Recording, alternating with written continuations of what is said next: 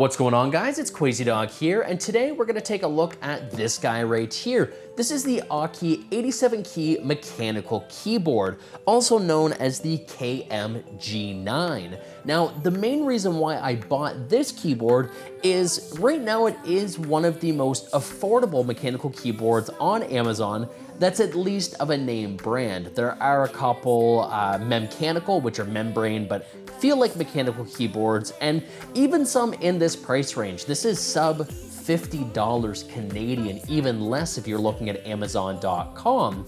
But there's a lot of other options, but they're not really any name brands that I'm familiar with. And with AUKEY, I know they make solid stuff, so I really wanted to give this guy a try. So we're gonna open up the box here, and this is pretty much as simplistic as it's going to get. There's no RGBs, there's no anything special. I mean, hell, there's not even a number pad over here.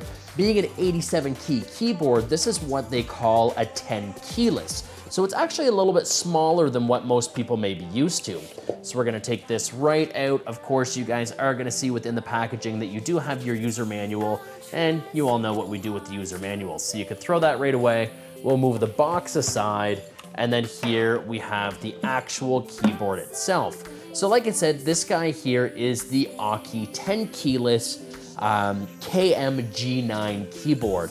If we take a look here, one thing that I like AUKEY does is they do give you a keycap puller, which is this guy right here. If you guys have never used a mechanical keyboard before, you're gonna want to get a keycap puller if you don't have one already, because you can end up damaging the switches, which are underneath the keycaps here, if you don't have the means to remove them the way that they're supposed to be removed. So since I have this in my hand, let's go ahead and actually remove one of these keycaps here. We're gonna get underneath. You just pull it right up, and as you guys can see right here, this is a Cherry MX Blue clone. So blue is some of the loudest, or I guess I should say are some of the loudest switches that you can get. Some people may prefer browns because they're a little bit quieter. These have no O-rings or anything on them. They give a nice tactile bump when you're actually typing, give you a nice audible sound as far as the feedback is concerned, and that's something that I was really looking for, was the look and the sound of a mechanical keyboard. I'm gonna give a selfish plug up in the corner here to one of my MSI gaming laptop reviews that actually had a SteelSeries mechanical keyboard on it. And once you've actually used the mechanical keyboard, it's very hard to use anything else because they just feel, sound, and operate so well. So as I mentioned before, this guy here has no RGBs, no backlighting of any sort, and that's what keeps it so affordable. So if you've never used a mechanical keyboard, this is probably the cheapest way to get into it. If we take a look visually at the top of the keyboard, you're first going to see here that on your actual F1 through F12 keys, they do serve as secondary functions as well. So you have your volume, your multimedia, your mute, your pause, play, skip, next, everything like that, your mail, your home, and these can all be accessed with your function key right here. So by holding down function and pressing your button, you're actually going to jump into the secondary feature. Here, one thing that I like is you actually have all of your alternate characters beside the numbers. It's something that I've never really seen done with any other font styles on any keyboards, and something that gravitated me quite quickly to this keyboard itself. Not a fan of the font entirely, especially the O. It kind of sticks out like a sore thumb to me, but I mean, it is what it is. You also have here the ability to lock your Windows key. So of course, pressing that would launch Windows. Holding function and pressing that will engage the lock here, which is gonna be perfect for anybody that may be playing games. Other than that, if we take a look on the underside here, we'll flip this right over, you're gonna see that you do have some risers on here as well. This is going to help elevate the keyboard. One thing that I like is it's not just pure plastic.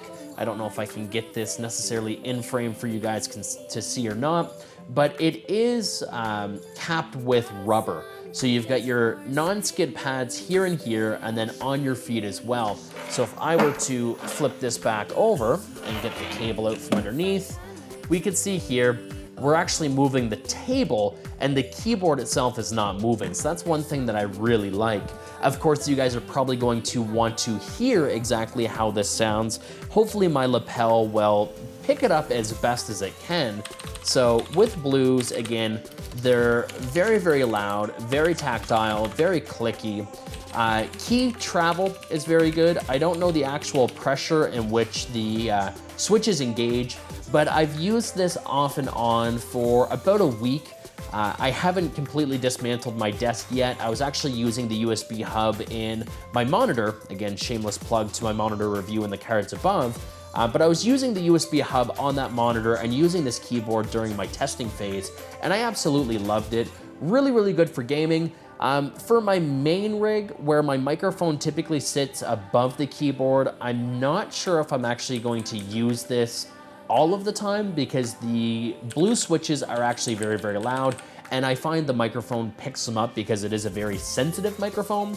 But overall, I have to say, I'm very, very impressed with this keyboard. Some people had some gripes about the spacebar, how it wasn't engaging when you were pressing the extreme edge of either side. I had no problem with that at all. No issues with key rollover, and that's one nice thing about mechanical as well. The cable is nice and long. The cable itself, it's not braided, though that's not the end of the world for me. I almost find nowadays braided cables tend to fray when they rub on the side of a desk. So having this just as like a rubber coated USB really isn't a big deal to me. I would like to see this maybe a little bit slimmer on some models in the future, just depending on what you have plugged into your USB. This might be a little bit too wide. I really don't like when extra material is added where it's not needed. But other than that, there's not a whole lot to say about this keyboard. It does have a metal backing as well, so there is really no flex at all to be had with this keyboard. So if you're looking to pick up a mechanical keyboard, if you're not sure whether or not you're going to like mechanical, having a good, well-known company that makes a sub $50 keyboard is something that I really very much praise. I will be maybe taking a look at a 10 key option in the future that has some RGBs. I really like LEDs. Again, we're going from 2017 into 2018.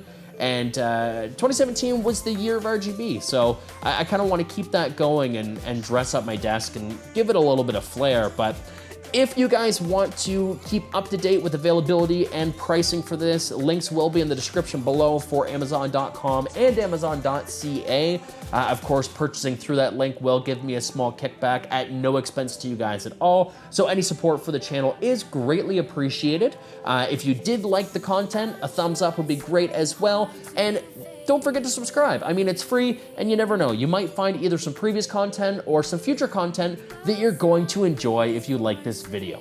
So until the next one, guys, my name is Crazy Dog. You guys have been awesome, and we'll catch you all in the next one. Take care.